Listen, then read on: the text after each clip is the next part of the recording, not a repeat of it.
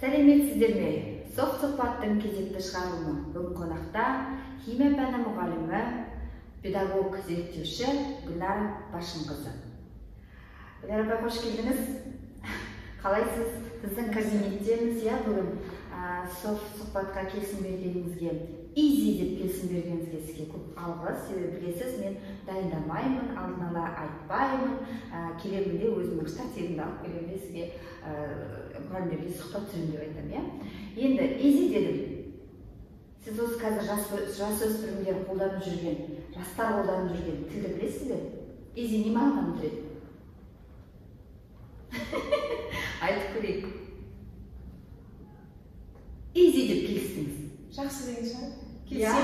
Келісемін. Немесе оңай. Ағылшын тілінен аударғанда, ол көбінесе ағылшын тілі. Жақсы келісемін. Легко, налегке, легко, оп-оңай.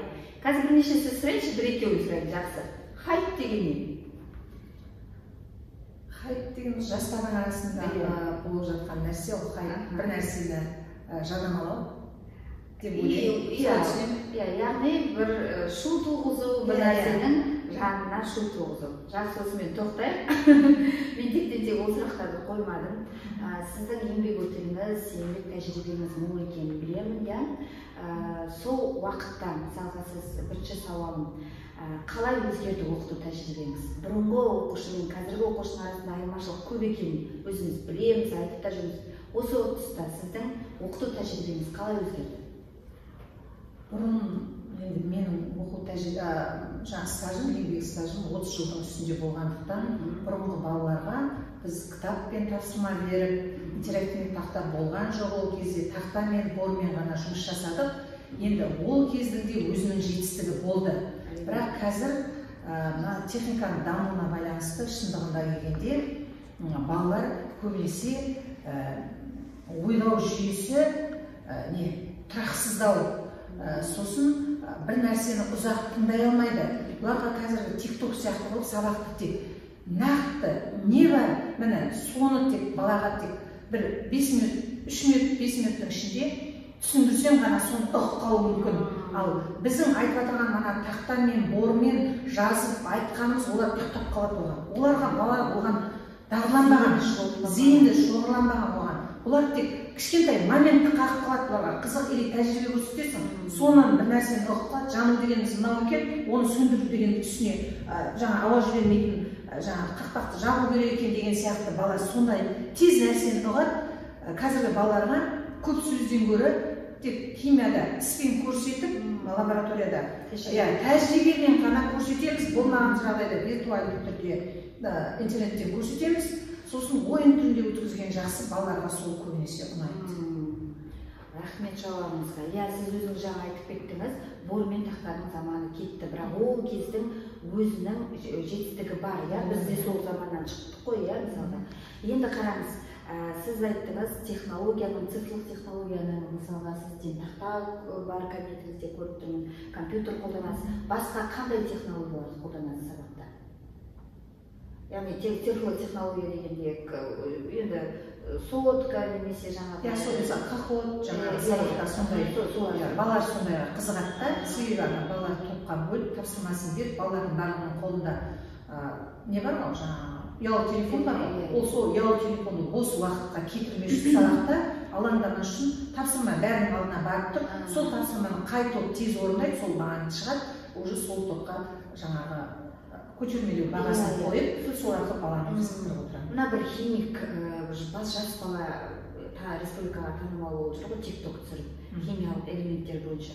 Соны сіз құптайсыз ба? Сол мысалға химияны оқыту барысында да, мысалға немесе жалпы мұғалімнің оқыту барысында осылай TikTok, Instagram немесе тағы да басқа әлеуметтік желілерді қолдану. Біздер енді біздер осы жастарға жаңа нәрсеге ілесуіміз керек та.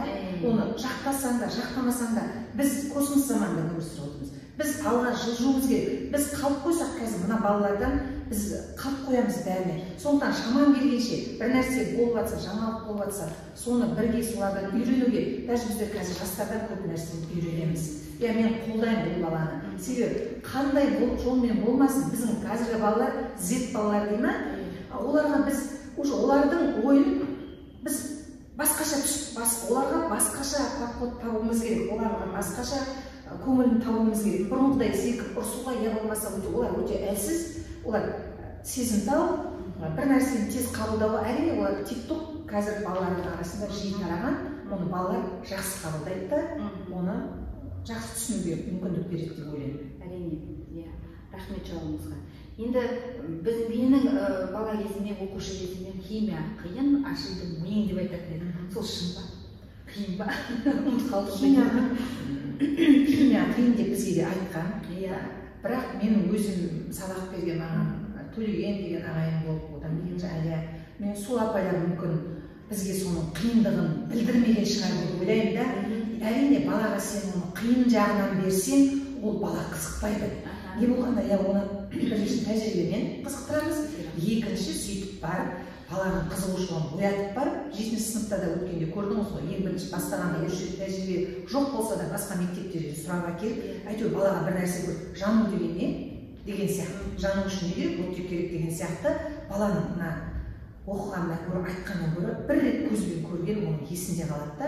Сол үшін мен ойлаймын, балаға жеңілдетіп тапсырманы жеңілден ауырға қарай беру керек. Бірден ауыр қылып беруге болмайды.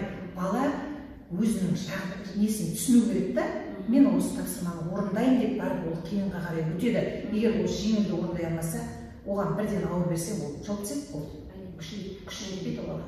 Жеңілдетіп, барынша қызықтырып, материалды ұсынған тиімдірек деп санайсыз. Енді мен сізге бір комплимент айтқым келіп тұр. Сіз тәлімгерлікпен айналысасыз осы мектепте, сыныбыңыз, оқытуыңызға, балаларға деген қарым-қатынасыңызға сүйсінуге болады. Бір тиянақтылық бар бойыңызда. Қағаз жұмыс болса да, мысалы тәлімгерлік жұмысты да уақытында дер кезінде және өзінің талабына сәйкес орындап жүрген әріптестерінің апайларының бірісіз. Енді осы сізде қалай болуға болады? Болғысы келетіндер бар шығар. Енді тап мендей бол деп айтпаймын. Туа бітісі. Мен өзім әуелден бала күнімнен сондай бір нәрсе тапсырылды ма, енді оны орындамайынша менің ол маған тыным бермейді сол ойда. Таңертең сабақ болса, таңертең 8-де келіп отыруым керек. Мен келем, баланың алдында отыруым керек осылай. Тақта болған күнде бормен мен тақтаны түсіртіп, баланың алдында күтіп отыруым керек. Соны байқап айтып тұрмын ғой. Ал осы мына компьютер келген кезде, мен компьютерімді қосып, дайындап қыздарға да сөйлеп айтамын. Мына жерге бәрін қағазын шығарып қойып, баланың алдында қылпырағым келмейді. Біз баланың айнасымыз ғой. Біз қандай болып отырсақ, бала бізді солай қабылдайды. Мен қопырап отырсам, бұл апайның алдында қопырап та отыруға болады деп ойлаймын. Ал мен өзім жинақ болып отырсам баланың алдында, мен баланы күтіп отырсам, есікті ашып, мені күтіп отырған адам бар екен деп, ол бала сабақтан кешікпеуге тырысады. Ол бала уақытпен жүруге тырысады. Ол ертең болашақта жұмыстан да кешікпейді, қонақтықтан да кешікпейді. Семья болғанда тіпті ол үйіне семьясына асығатын болады. Өте дұрыс. Мен солай ойлаймын. Рахмет. Осы сіздің тиянақтылығыңыз, жұмысқа деген ынтаңыз, жұмысқа деген жауапкершілігіңіз басқа біздің жас мамандарымызға, басқа әріптестерімізге үлгі болсын деп қойған сұрағым еді. Рахмет, сұхбатыңызға көп рахмет сізге бүгінгі.